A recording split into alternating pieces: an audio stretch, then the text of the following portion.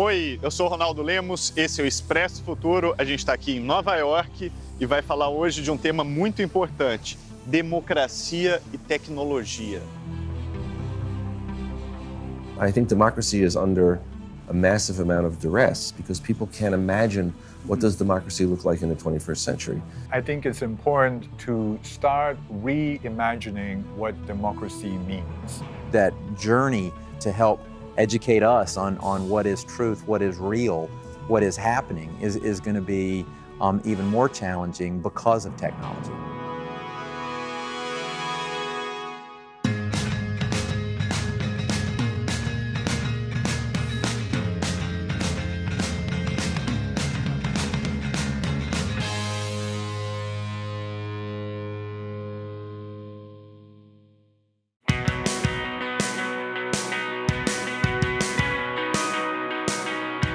Uma das questões mais importantes do mundo de hoje é como é que a tecnologia pode mudar a participação democrática.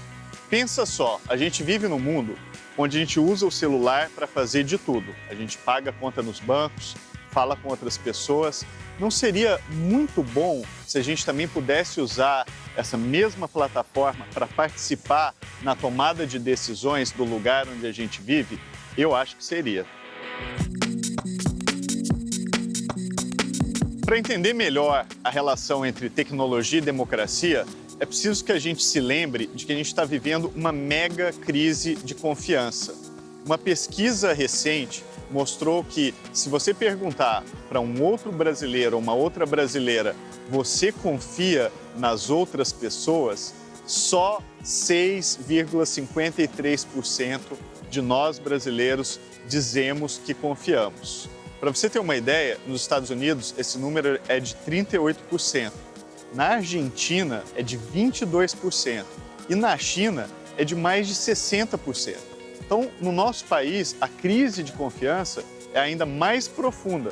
A pergunta é como é que a tecnologia pode ajudar a melhorar essa questão da confiança? Como fazer para que a gente reestabeleça a confiança nas pessoas e nas instituições? A gente vai falar agora com o Ben Boyd. Ele é de uma consultoria muito importante chamada Edelman, que todo ano publica o chamado Barômetro da Confiança, uma pesquisa global que mede o quanto as pessoas estão confiando ou não nas instituições. Vamos lá falar com ele. Certainly what we saw this past year in our study was a decrease in trust in the region. There's a real question mark about where those institutions are moving and where society is moving. In Brazil, we saw a much greater level of concern and even fear as it related to corruption. 7 in 10 respondents were fearful that corruption was actually moving the country in a catastrophic direction. Essa crise de confiança afeta também as instituições. Só para a gente ter uma ideia, a confiança dos brasileiros e das brasileiras no Congresso Nacional no final de 2016 era de menos de 7%, um recorde histórico negativo desde 1993. In Brazil, NGOs and business are the most trusted. About 6 in 10 respondents trust business, which is interesting, right? When you think of some of the scandals that have come to light in the past year, government is the least trusted institution of the 4 in Brazil, with media just above government. It was a difficult year for media, and media in Brazil saw the greatest decrease year over year. Solving the trust crisis, the best marketing begins with the truth, right? And so I think that truth is what's paramount. And so this can't be about marketing, this can't be about messages, this has to be about actions. The rebuild of trust between institutions and the people is about new actions, is about transparency that prove changes in behavior are real. That journey that is before those of you in journalism, right, who are to help educate us on what is truth, what is real, what is happening is going to be even more challenging because of technology.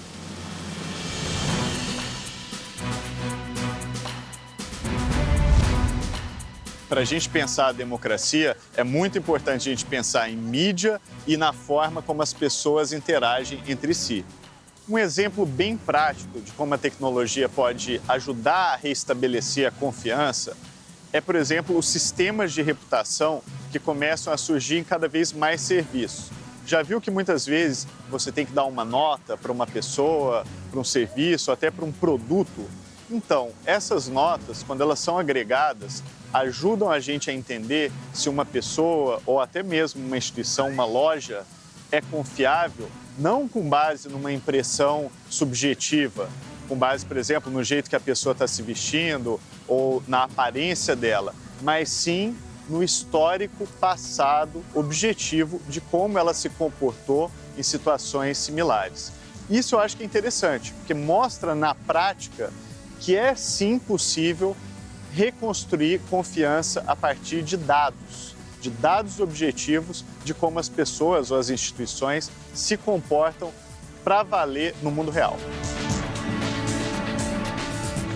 Especialmente para países como o Brasil, essa relação entre tecnologia e democracia pode ajudar e muito na reconstrução da confiança. Technology improving trust I think is probably one of the most powerful questions posed. I think that because of what's going on in the world, because of the uncertainty, we'll begin to see those with interests to move opinion begin to explore the uses of technology like both these petition signatures, like the color of corruption in ways that we can't imagine. Gente, você quer ver como é que confiança é importante? Olha só esse mercado aqui, ele chama Mercado da Honestidade, Honest Market. Sabe o que acontece? Você pode pegar qualquer coisa que está aqui, não tem nenhum atendente, posso até gritar, ó, alô, me ajuda, tá vendo? Não tem ninguém aqui e eu posso pegar, tipo, por exemplo, uma barra de cereal, como essa aqui, aí eu mesmo venho aqui no computador, aperto aqui qual é o produto que eu comprei, dá para ver que a tentação de você poder ser desonesto está em vários momentos. Eu poderia, inclusive, dizer que eu estou pegando uma coisa mais barata. Mas é claro que eu não vou fazer isso e ninguém que usa esse mercado faz isso, porque existe aqui uma relação de confiança entre as pessoas. Então, eu vou colocar aqui uma barra de cereal, vou clicar, isso vai ser debitado automaticamente para mim. E não tem ninguém me observando aqui, eu estou sozinho e é o que as pessoas fazem. Tem uma relação aqui de confiança na compra dos produtos que estão aqui.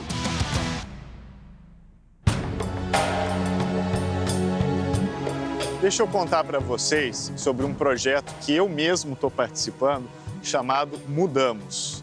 Mudamos é um aplicativo para você poder colher assinaturas de apoio em projetos de lei de iniciativa popular.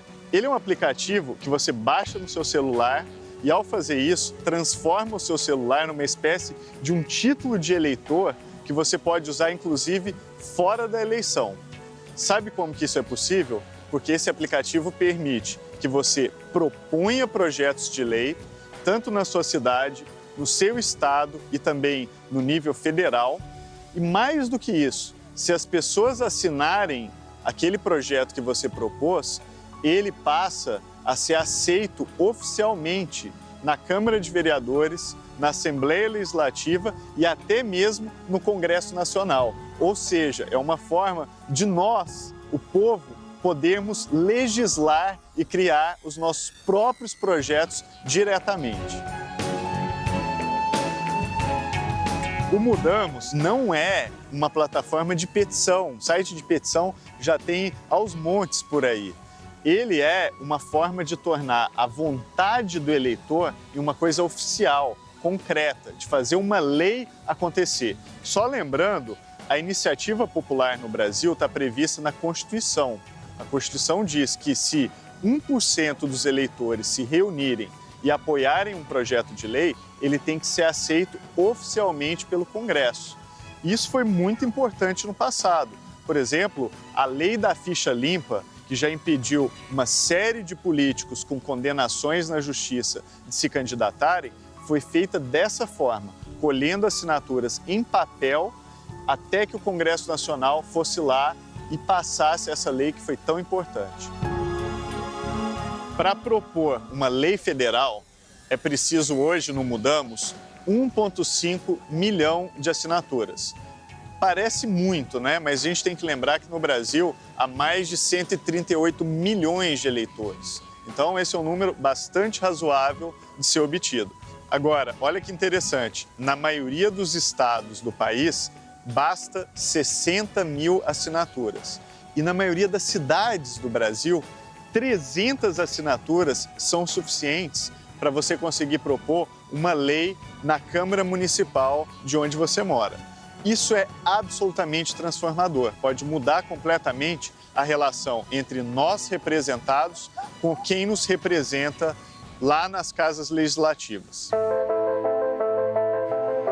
Em pouco mais de 2 meses, o Mudamos já foi baixado por mais de 500 mil pessoas no Brasil, o que mostra que a demanda por participação, especialmente quando ela é mediada pela tecnologia, é gigantesca no nosso país.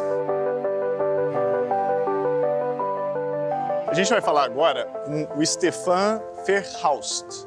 Ele é fundador de uma das instituições mais importantes que pensa tecnologia e democracia nos Estados Unidos, o GovLab, que é o Laboratório de Governo.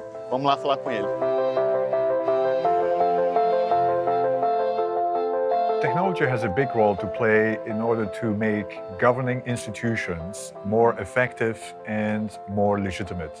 Much of the work we do at GovLab starts from the premise that technology has given us 2 new assets that we can then leverage in order to change the way we go about governing.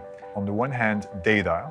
So we do a lot of work around having data become a part of the decision-making process or sharing data for other purposes. And the other assets are people and people's expertise. And so we do a lot of work around tapping into people's skills and people's expertise to co-create solutions. And technology now has provided us with a means to start mapping expertise in society and then connect that with a demand side. We call this smarter crowdsourcing. And it turns out that if you match the interest with the demand side, then you create a new level of citizens' engagement, an engagement that is more meaningful than if you would just have an open call or elections for that matter, which quite often is the only citizen engagement that exists within certain kinds of democracy. Can we, as a society, be creative and create some other forms of basically making collective decisions? Yeah, I think it's important to start reimagining what democracy means. Till now, you basically have either elections or you have resistance. We really have to reimagine what it means to have a democracy. And that is based upon engaging with people on what they know, what they have experienced, or what they are interested in, or what they care about, as opposed to have this, just vote and select an individual who then will represent you on all matters, as opposed to, create pathways where you can actually create value yourself to society. So do you think technology has a role to play to fight corruption? Yes, data is obviously a crucial element in the fight against corruption by making certain transactions more transparent or by providing for network analysis that can bring the different pieces together. There's definitely a lot of potential to do so. And that will, again, require a new mindset and new thinking, but it also requires deconstructing the process. É incrível a possibilidade de que, se você usar a tecnologia, você poder ir muito além do voto. Você pode definir quais são as agendas, quais são as prioridades, quem participa, como é que as pessoas podem participar cada vez mais na tomada de decisão pública. Ou seja, em outras palavras, construir uma sociedade que é feita de baixo para cima e não de cima para baixo. Quem também está pensando muito essa questão de tecnologia e democracia é o Angel Hazyei. Ele é um dos fundadores do Civic Hall, uma instituição aqui em Nova York que ocupa praticamente um prédio todo só com pessoas pensando em como a tecnologia pode melhorar a participação na vida pública. Vamos falar com ele. Do you think technology can actually help rebuild trust in democracy and in participatory processes? Maybe. So, first of all, I think it's important to recognize that the democracies that we have been using in the last 100 years, whether they were in Brazil or in the United States or in other Western countries, this is a model of democracy that was designed in the agricultural age. And unfortunately, because of capitalism, greed, the systems of democracy have been corrupted. There are experiments that are happening, like participatory budgeting, where people are trying to give citizens more agency over the decisions that affect their lives. Do we build a park or do we build a school? Do we fix the road or do we fix the firehouse? Those are important questions, but that's just the beginning. Maybe we should be looking at different kinds of systems like Lumio or Democracy Earth and other kinds of experiments which are trying to create a broader sense of agency around decision making. I think democracy is under a massive amount of duress because people can't imagine what does democracy look like in the 21st century.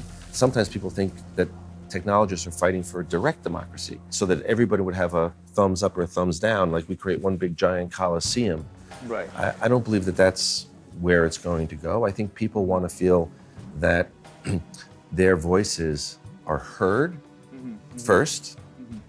That doesn't mean that they win. It means that they're heard first. Right. And then their ideas are debated fairly with objective fact as opposed to subjective opinion.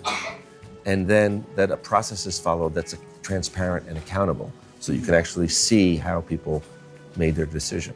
Right. And we're just at the very beginning of experimenting with this. And unfortunately, we have to go through this very painful period where there's fake news, Yes. corrupt systems of politics, too much money in politics, laws written to protect the powerful instead of supporting the public. Do you think the technologies to make this happen already exist? It's only a matter of designing them or experimenting with them So- and maybe changing institutions for that? So either changing institutions or building new ones. Right. And so I don't think that every institution that existed before should be preserved or can even make the leap into the 21st century because the culture of that institution is just incompatible with the reality of a hyper-connected world. People are empowered now by these technologies in ways they have never been before. And there is a battle between those who want to use the technologies for better governance, better democracies, and more distribution of power, and those who want to protect their markets or protect their political perspective. Right. And we have to go through a revolution first. Information is a currency, like money, and information is power. And so I'm hopeful that more people will want to see information democratized Yeah. than controlled. And in the end, in 20 or 30 years, we will emerge from this difficult time with a planet that recognizes that the more people are connected, Yeah. the better and safer the planet is, Yeah. instead of building walls.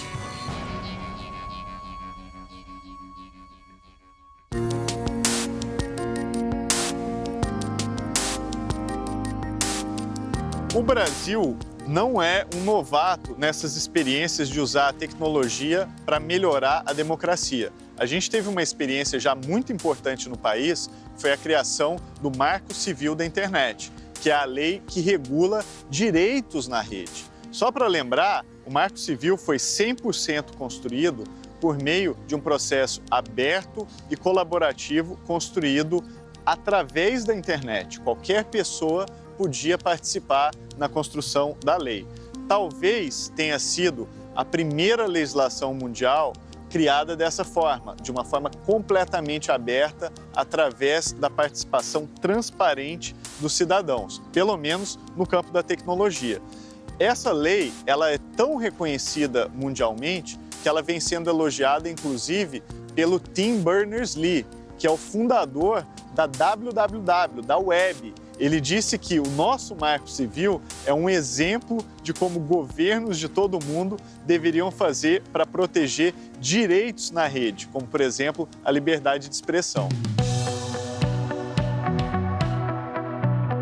A experiência do Brasil com o Marco Civil foi tão influente que ela acabou, por exemplo, levando outros países a seguirem pelo mesmo caminho. Um exemplo é a Itália, que resolveu também fazer uma carta de direitos na internet totalmente inspirada pelo Marco Civil brasileiro.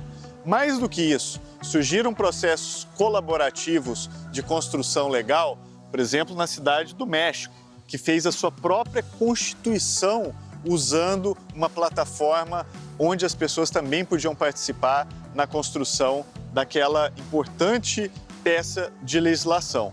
E depois, a própria França, ao regular a internet, fazer a própria lei digital naquele país, também seguiu os mesmos passos do Marco Civil. Então vale lembrar que às vezes a gente vê muita notícia de que o Brasil só tem notícia ruim, etc. Mas olha, nesse campo de democracia e tecnologia, o mundo inteiro está olhando para a gente. A gente tem sido muito influente nessa área.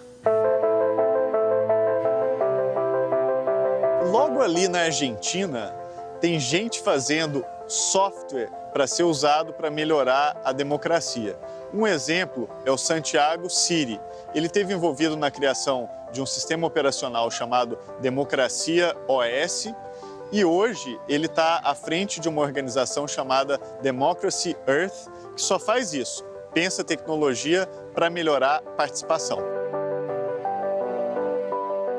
I'm absolutely convinced that if there's anything that can have a good chance on strengthening democracy, it's certainly not politicians, it's certainly not traditional institutions, but modern technology, software, digital networks of all kinds. That, by its own weight, will bring a lot of people on board to start thinking about the internet, not just as a playground to exchange memes and images every day, but also as a planetary jurisdiction that is seriously competing in terms of sovereignty with nation states anywhere in the world. We are connected in a global environment and in our everyday lives. We consume information from anywhere in the world, and that new reality is becoming more commonplace and is developing also a notion that the challenges that humanity faces in the 21st century, like refugees, like inequality, all of these big deals, climate change, have to do with global issues that cannot be addressed by the traditional institutions that are very limited in scope and territory. And we need to tear all walls down and make really the internet the place for decision making for our everyday lives. Yeah, there are certainly, obviously, fears about technology. Right now we live basically in a world where we are centralizing all of our data, all of our information in very, very few, handful of corporations in Silicon Valley. And that's the real world. The world is not 200 nations sharing the territory. It's really 5 corporations controlling our identity and our data and our everyday lives, with the exception of China and Russia. So that kind of surveillance is a very dangerous road. That's when the internet turned out to be this incredible utopian promise in the 90s that came out as a big fail in the 2000s, and now we are facing that reality. We need to understand that there are these dangers, and in that sense is why I also raised the issue of decentralized networks, peer-to-peer networks, that avoid central authority, that avoid a single super hub controlling all the hubs in the network. And that can be done with blockchain-based technology, with Bitcoin and all this new phenomenon coming from the open source movement. It's about conquering personal sovereignty. The sovereign element will not be a piece of territory. It will be just each one of us sharing this earth.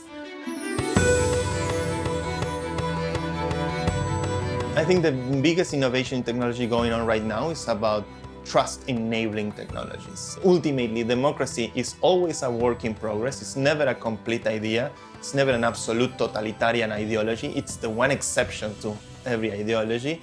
And it's basically a process that aims to get the best possible decision with the greatest amount of legitimacy. When you look at the power of current technology, and it's likely that in the next couple of decades, we're going to see the rise of the internet, and we'll see in that process nation states becoming more and more irrelevant, politicians becoming absolutely irrelevant. Who trusts a politician these days? Not even the President of the United States is very trusted.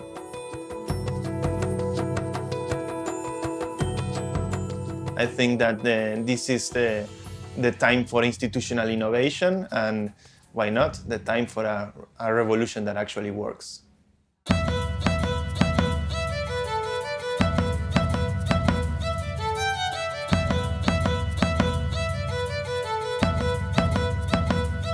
Na minha opinião, quando a gente fala em democracia e tecnologia, eu acho que esse é um caminho muito promissor.